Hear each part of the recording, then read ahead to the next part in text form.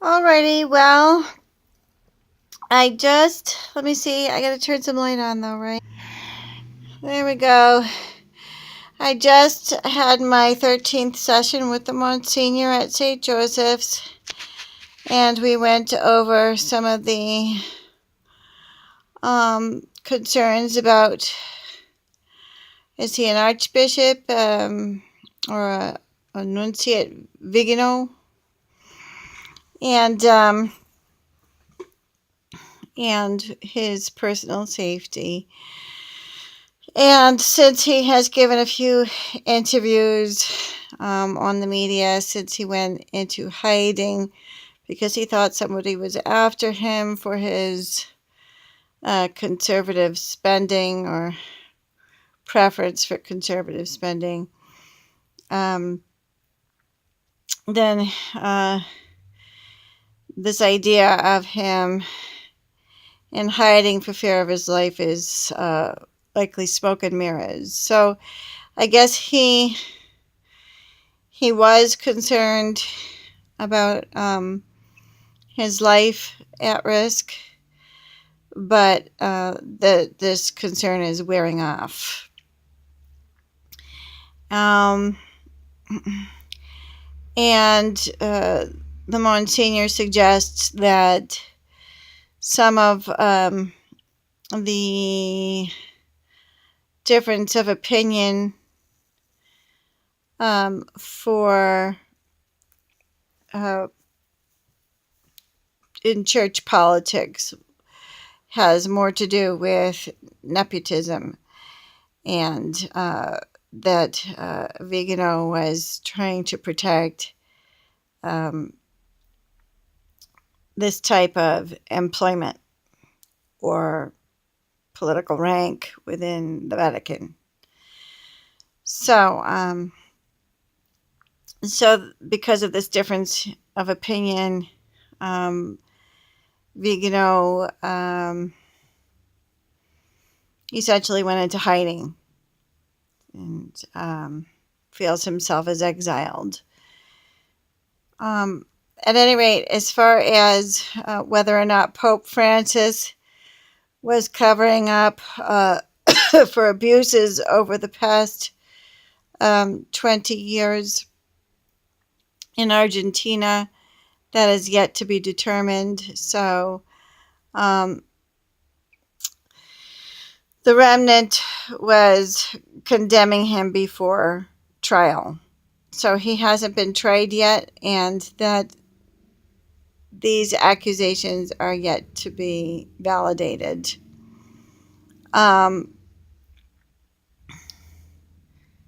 Also, as far as his theological statements go, many of the theological statements are very often misconstrued.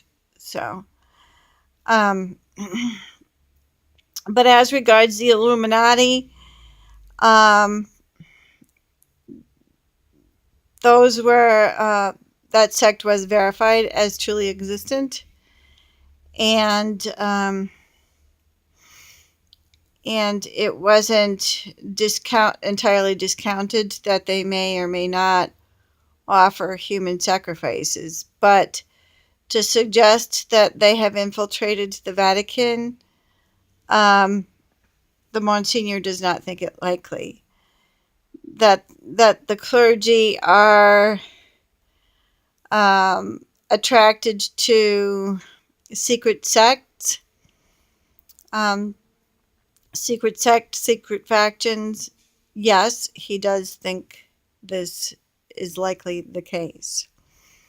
But that they would be involved with the Illuminati, he doesn't support the notion. He said it may or may not be the case, probably more than likely not the case, and that people may be calling their secret clubs, as it were, Illuminati. So Vigano thought that maybe and he said that the money's also supporting corruption, as he called it, or as a friend or the remnant concerning Vigano called it. Um,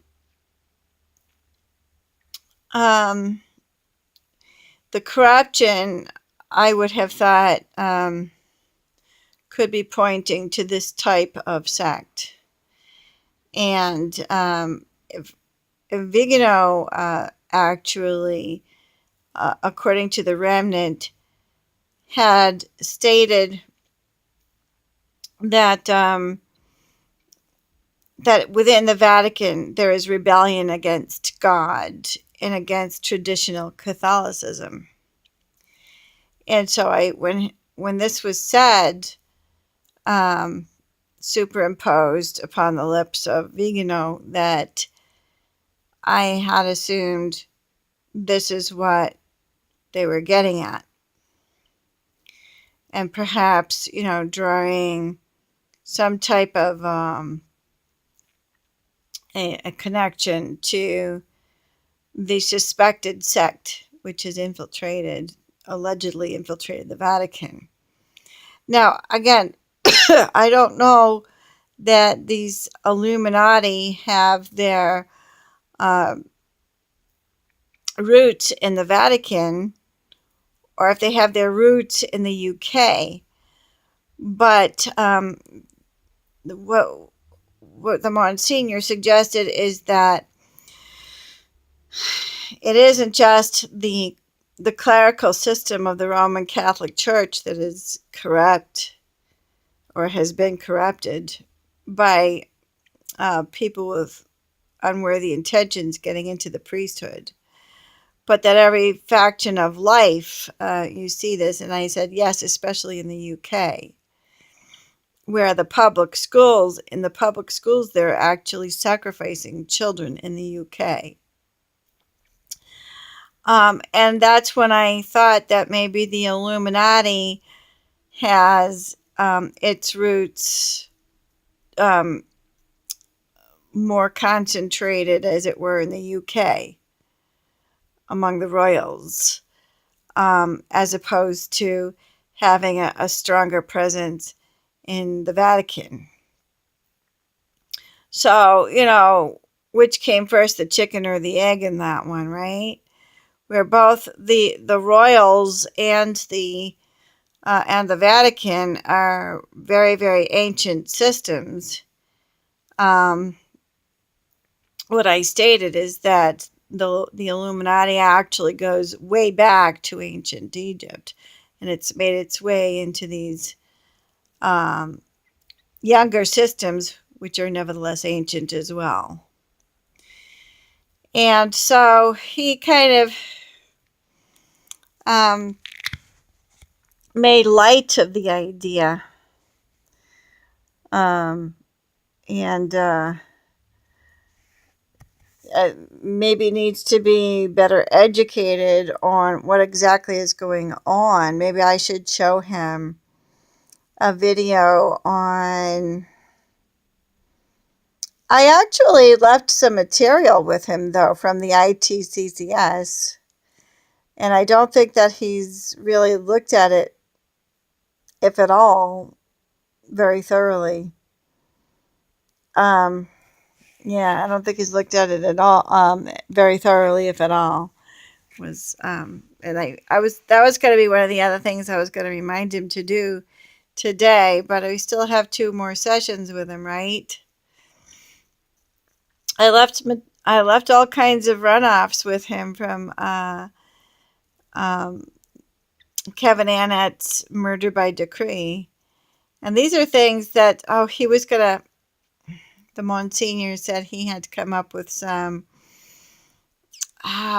evidences of. I think it was Pope John Paul II. We went over this before, who had spoken, who had addressed the Native Americans in Canada with his apology. Yeah, we went over some of that. And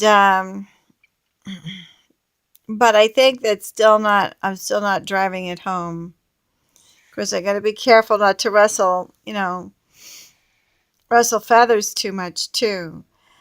I not just because of fear, but just out of courtesy, not to victimize somebody that might not be involved with all of this, and I don't want to scapegoat on somebody innocent with all this overwhelming information. So you got to kind of clue people in a manner that they can handle, um, as to what's going on. But one of the things I thought of maybe showing him, because he's still hanging out. What do you call that again? Hanging window dressings.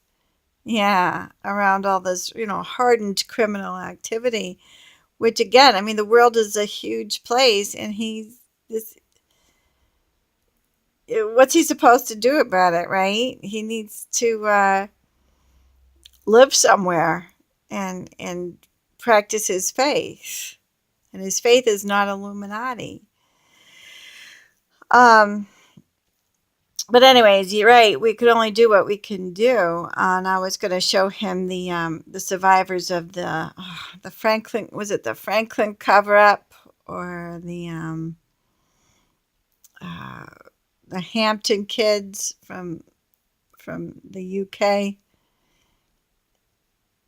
Well, again, it's very graphic, explosive stuff. And I accidentally even tapped on a video today that I did not intend to tap on. I don't know how the heck I managed to tap that one on. I didn't think I saved it. Um, Somebody in the Roman Catholic Church who's kind of attacking, well, he believes he's counterattacking the priesthood and is remaining Catholic. But so that wasn't the one I intended to show him. I showed him, um, after a while, I found the right video, and the video was of a priest, um, yeah, um, associated with the Remnant. Anyways, I don't remember much else. Something to do with St. Paul, or I don't remember exactly. Um, so, but that was the video I showed. It was a sermon, um, beginning with a eulogy toward the late John McCain, and then he was drawing an allusion, um, making some sort of a comparison between the corruption in the government and in the church, and that was the remnant that put that out. So, so that's the sermon that he listened to today, and had these comments to give as feedback, that there's some differences of opinion as regards Vigano. I don't remember what his ranking was, but whatever it was, I guess a nuncio in Washington, D.C., that more than likely happened after he left the Vatican. So he wasn't the third man down from the Pope. That also um, was misinformation. And like, I could have cared less, but I guess that the Monsignor basically informed me as to why that would be important for me. But it's just further evidence that what we're getting from the alternative news, um, or any news media, is very often smoke and mirrors. And it's just this, that if the devil is working, he's working um, to he's working his deception, basically, by giving us half truths, or just distorting the information. So I'm still open to what the news media is telling us. We have to compare all facts and figure out what to do about them, obviously.